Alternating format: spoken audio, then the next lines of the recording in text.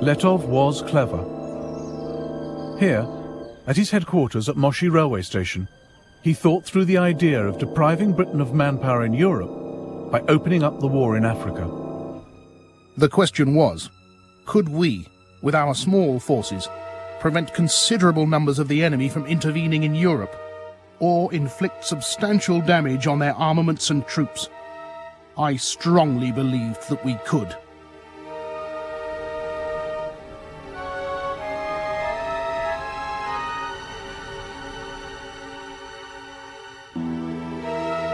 By August 1916, Letov had become expert at his cat-and-mouse game.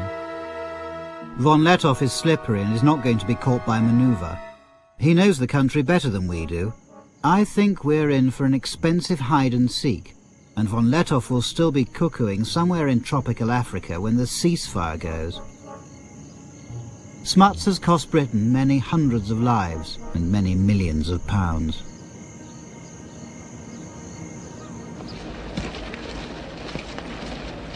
Letov ran his force of up to 15,000 soldiers, mostly black, on scrounging and improvisation. No supplies from Germany reached him after March 1916, but he made a little go a long way, as Ludwig Deppe, one of his medical officers, noted. When there was no ammunition, Letov would try to produce his own cartridges. If the men asked the commander for weapons or clothes, they were told, "Take it from the enemy." Letov made war at cost price. You'd have been justified in displaying this war at a country fair with a for sale sign. Cheapest war in the world.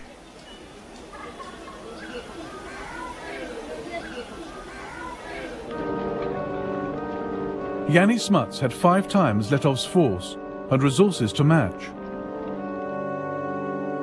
But the further he went into German East Africa, the more stretched his supply lines.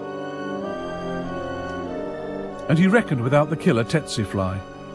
The life expectancy for his 50,000 horses was just 4 weeks.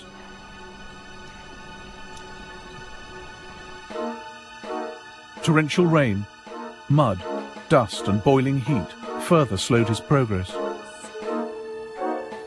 Intelligence was sketchy, maps inadequate. Telephone cable often had to be raised to 8 meters to avoid damage by giraffes. This is like warfare of bygone days. We come along where no road had ever been, where probably white man had never trod before. The river is in flood and we can't get across. On the other side, the German patrols are watching us, but the crocodile hold the peace between us very successfully.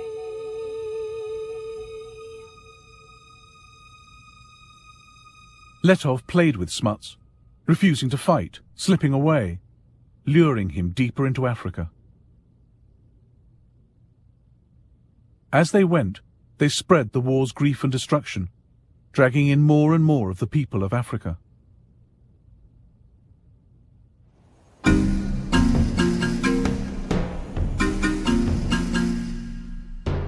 This war was being carried on the backs of black Africans.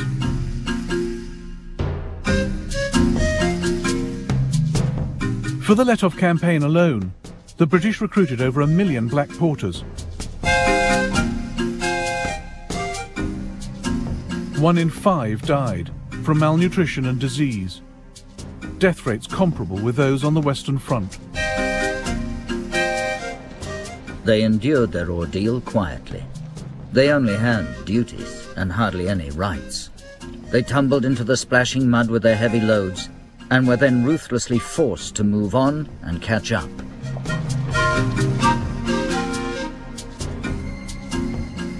Oh, the Lindy Road was dusty, and the Lindy Road was long.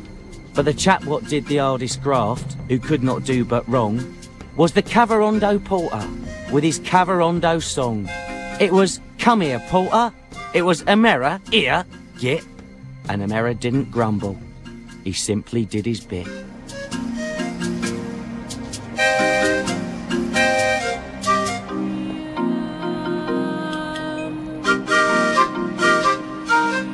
What Smuts saves on the battlefield, he loses in hospital. But it is Africa and the climate we're really fighting, not the Germans.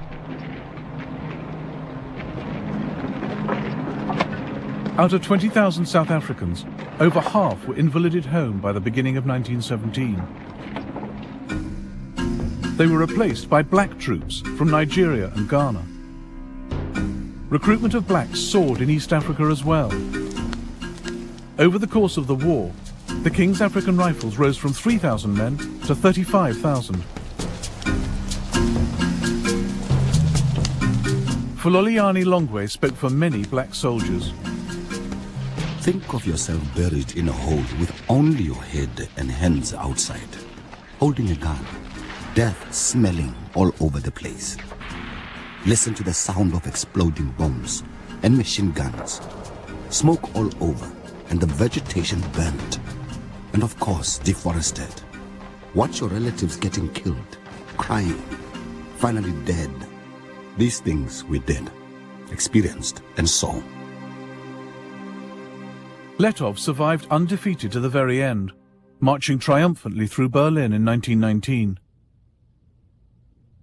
The British never caught him, even though they turned it into an African war and set an army on his tail.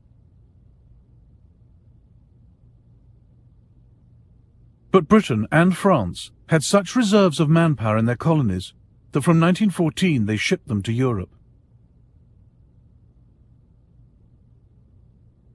Remarkable French colour photographs of the world that came to serve on the Western Front.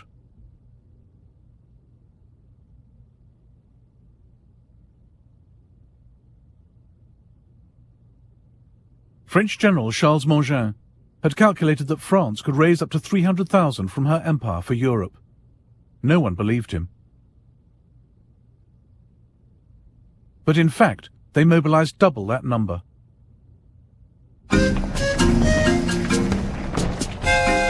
Black troops have precisely those qualities which are demanded in the long struggles of modern war.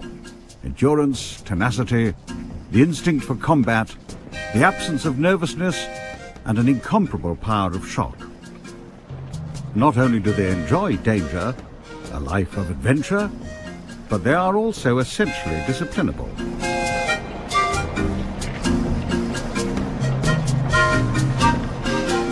People started hiding and running away from the camp. There were all kinds of illnesses, even psychological illness. People didn't know where they were going or even why they were fighting. There were rumors that we would never come back, that we are going to be sold as slaves.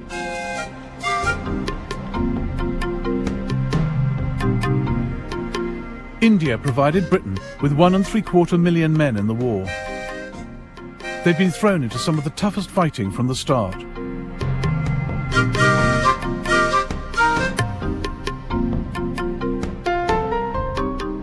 One Indian wrote to a friend, "The war is a calamity on 3 worlds and has caused me to cross the seas and live here. The cold is so great that it cannot be described. We have not seen the sun for 4 months. Thus we are sacrificed. I have neither sleep by night nor ease by day. There can never have been such a war before, nor will there ever be again."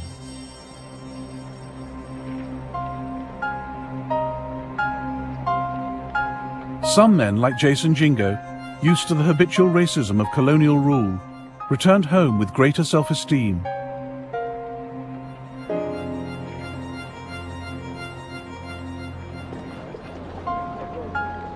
We had liked our time in France. It was our first experience of living in a society without a color bar. We were different from the other people at home. Our behavior, as we showed the South Africans, was something more than they'd expected from a native. We had copied the manners and customs of the Europeans, and not only copied, we lived them.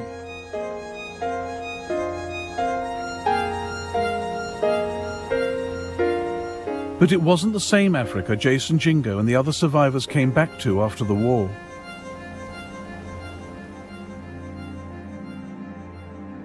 The empires which once carved it up had now turned parts of it into a wasteland, as German medic Ludwig Deppe realized. Behind us we leave destroyed fields and, for the immediate future, starvation. We are no longer the agents of civilization. Our path is marked by death, plundering, and deserted villages.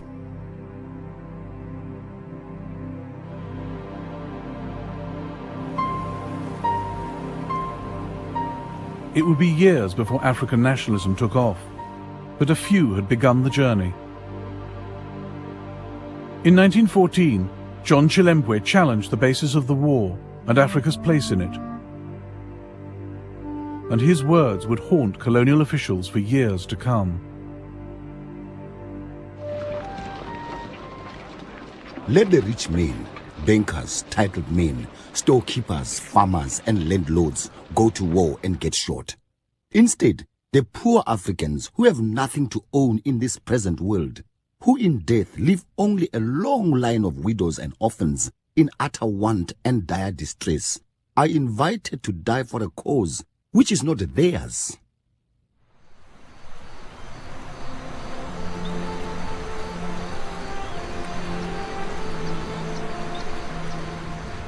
Germany had fought a remarkable global war. But it cost her cruisers, her wireless network, and all her colonies. Yet Germany had forced Britain and France to call on their empires and lean on their allies. In the process, these flexed their muscles and formed empires of their own.